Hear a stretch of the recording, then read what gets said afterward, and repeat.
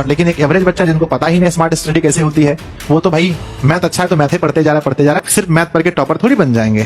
तो बच्चों ये स्मार्ट स्टडी का सबसे बड़ा पॉइंट ये है, परीक्षा को लेकर वो डरना भी जरूरी है। डर के आगे जीत है, ये बात सही है, पर डरना भी जरूरी है।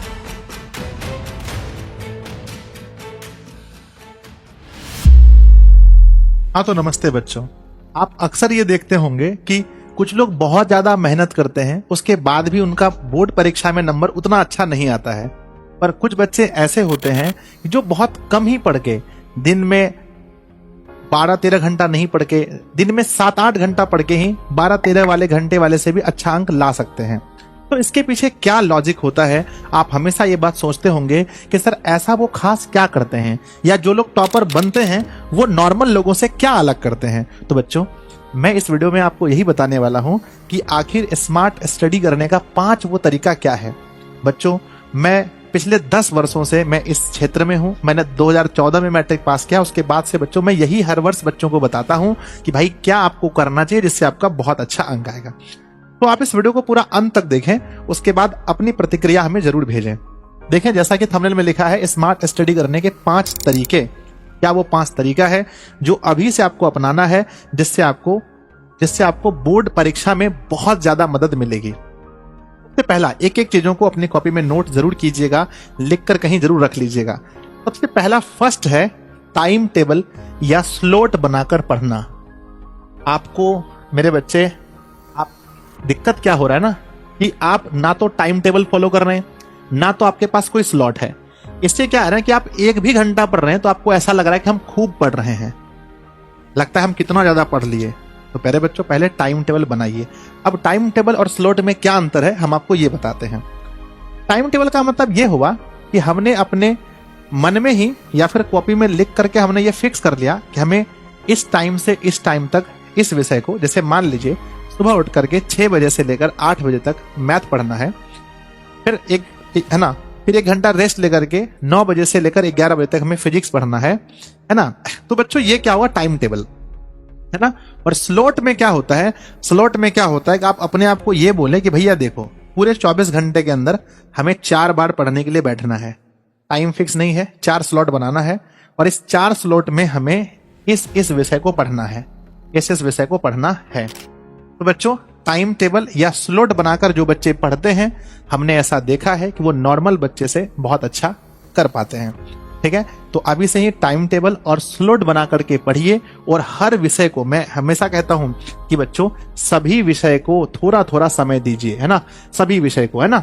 जैसे कि आपका हिंदी बहुत अच्छा है, फिर भी कम से कम 30 मिनट का भी स्लॉट जरूर रखिए अपने टाइम टेबल में। हिंदी को प्रत्येक दिन 30 मिनट भी जरूर रखिए, लेकिन जरूर रखना है, ऐसा नहीं कि हिंदी को छोड़ देंगे।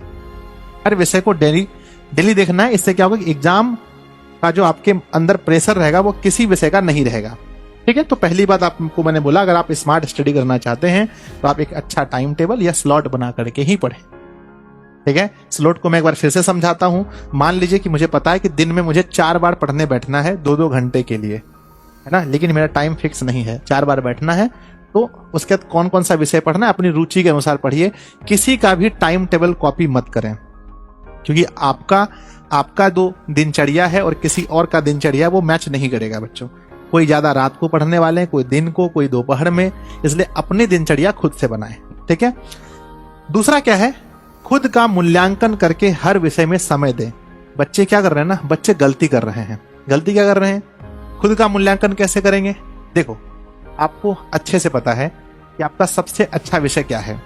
जैसे 10th के विद्यार्थी हैं आप, आपको पता है आपका मैथ अच्छा है लेकिन संस्कृत खराब है, तो ये मूल्यांकन हुआ अपने आप का। आपको संस्कृत विषय में थोड़ा ज्यादा समय देना चाहिए।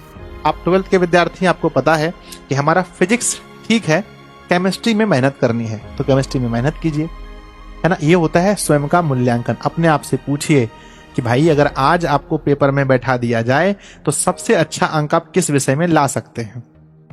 जिस विषय में कमजोरी लग रहा है उस विषय में थोड़ा टाइम बढ़ा दीजिए। इसी को कहते हैं कि खुद का मूल्यांकन। एक टॉपर विद्यार्थी या एक अच्छा विद्यार्थी इसी तरह से पढ़ता है कि जो विषय कमजोर है उसको समय थोड़ा ज्यादा देता है।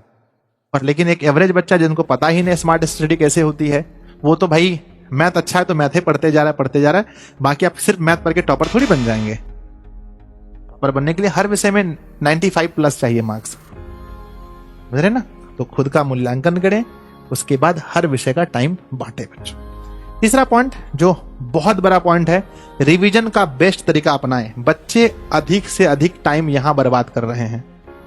इतना अगर हम देखते हैं रिवीजन के लिए, कितने बच्चे फिर से लेक्चर देख रहे हैं, कितने बच्चे फिर से लेक्चर देख रहे हैं। दिस इज नॉट पॉसिबल, आप दोबारा सभी लेक्चर को नहीं देख सकते। कितने बच्चे क्या कर रहे हैं ना कि लेक्चर तो देख रहे हैं, कितने बच्चे क्या कर रहे हैं कि पूरा बुक को, एनसीईआरटी बुक को फिर से पढ़ रहे हैं। नॉट पॉसिबल बच्चों। तो रिवीजन करने का बेस्ट तरीका क्या है, अगर आप दूसरी बार अगर आप करना चाहते हैं तो आप पैनल पीडीएफ से भी काम चला सकते हैं, या जो कठिन टॉपिक है डायरेक्ट वहां पहुंच करके काम चला सकते हैं। पढ़ते टाइम में जो चैप्टर कठिन है उस चैप्टर को सिर्फ बना सकते हैं। मान लो आप 12th क्लास के विद्यार्थी हैं, आपको पता है कि हमारा मैथमेटिक्स में मान लीजिए कि 5वां चैप्टर थोड़ा हार्ड है, तो 5वां चैप्टर को ज्यादा बनाएंगे। तो या मैंने बोला कि रिवीजन करने का आपको बेस्ट तरीका अपनाना पड़ेगा, या क्वेश्चन बैंक लगाएंगे। एक एक एनसीईआरटी का सवाल लगाना अभी आसान अब नहीं होगा आपके लिए। अब ऐसा ना करें कि पूरा दिन, हाँ, और एक चीज जरूर अपनाएं कि आप जो भी दिन में पढ़े, मान लीजिए कि आज हमने जो भी पढ़ा, तो शाम को ये देखना है कि आज हमने जो पढ़ा वो किस किस विषय को पढ़ा और कितने अंक का लगभग मेरा रिवीजन हुआ। नहीं तो पता चलता है दिन में 2-3 घंटा मैथ पढ़ाए और कुछ बनाया ही नहीं, और कोई विषय को हमने टच ही नहीं किया। तो अगर आप रिवीजन अच्छे तरीके से करेंगे तो वो स्मार्ट स्टडी के अंदर आता है बच्चों। रिवीजन आपको अच्छे तरीके से करना है, यानी कम समय देना है आपको रिवीजन में। जहां पर ज्यादा लगेगा वहां ज्यादा, जहां कम वहां कम। ऐसा नहीं कि बस बैठे हैं। और क्या करना है, जब भी रिवीजन करें बच्चों, तो आप नोट्स का सहारा ले सकते हैं। किसका? आप नोट्स का भी सहारा ले सकते हैं। नोट्स, है ना, नोट्स जो है वो रिवीजन करने के लिए सबसे बेस्ट होता है। या आपकी फेयर कॉपी होगा तो वो बहुत बेस्ट होगा। ठीक है, चलिए स्मार्ट स्टडी के लिए सबसे चौथा क्या है? चौथा है एग्जाम के पॉइंट ऑफ व्यू से पढ़ना। जो टॉपर होते हैं या जो बहुत अच्छा अंक लाने के लिए पढ़ते हैं, उन्हें पता होता है ये कि हमें किस विषय में, किस चैप्टर से, कौन से टॉपिक से हमें कितना अंक पूछा जाता है। और ये भी बहुत जरूरी है, अगर आप एक टॉपर बनना चाहते हैं तो सिर्फ पढ़ने से तो आप टॉपर नहीं बन सकते हैं। अगर आप अच्छा अंक लाने के लिए चाहते हैं तो आपको ये पता होगा कि जैसे मान लीजिए हम मैथ के टीचर हैं, बार बार हम मैथ के बारे में बोलते हैं कि मैथ में कहां से हमारा ज्यादा अंक आने वाला है, कहां से कितना अंक आने वाला है। 10th के अगर आप विद्यार्थी हैं तो आप देखिए हमारा कहां से ज्यादा अंक आने वाला है, और उस पर उस आधार पर पढ़िए बच्चों, है ना। यानी कि एग्जाम के पॉइंट ऑफ व्यू से हमेशा पढ़ना पड़ेगा। मान लीजिए कि कोई ऐसा चैप्टर है जिसको रिवीजन करने में हमको 10 दिन लगेगा और वहां से सिर्फ 2 अंक आने वाला है, तो आप सोचिए कि वहां आपको कितना टाइम देना है, कैसे टाइम देना है। और आप बोलेंगे कि सर ये एग्जाम का पॉइंट ऑफ व्यू हम समझेंगे कैसे हम जानेंगे? तो प्यारे बच्चों, इसी के लिए हम लेकर आए हैं 5वां, जिसका है ना, जहां पर हमने आपको बताया है कि क्वेश्चन बैंक, है ना। क्वेश्चन बैंक बहुत ज्यादा इंपॉर्टेंट चीज है। हर चैप्टर का क्वेश्चन बैंक जरूर देखें कि भाई इसमें कौन कौन सा क्वेश्चन पूछा गया है, पिछले वर्ष कैसा क्वेश्चन आया है, उसके और मतलब कि 24 में कैसा आया है, 23 में कैसा आया है, 22 में कैसा आया है, बना करके देखें। और बच्चों, अब वो समय आ गया है जब आपको आंसर राइटिंग करनी चाहिए। क्यों? एग्जाम में आपसे पूछा थोड़ी जाएगा, एग्जाम में आपको लिखना है। इसीलिए मैं कहता हूं कि बच्चों अभी से अब आप लोग लिखना शुरू कर दीजिए। अब लिखना शुरू कर दिए। सर कैसे लिखें? क्वेश्चन बैंक में उठाइए 2024 का सवाल।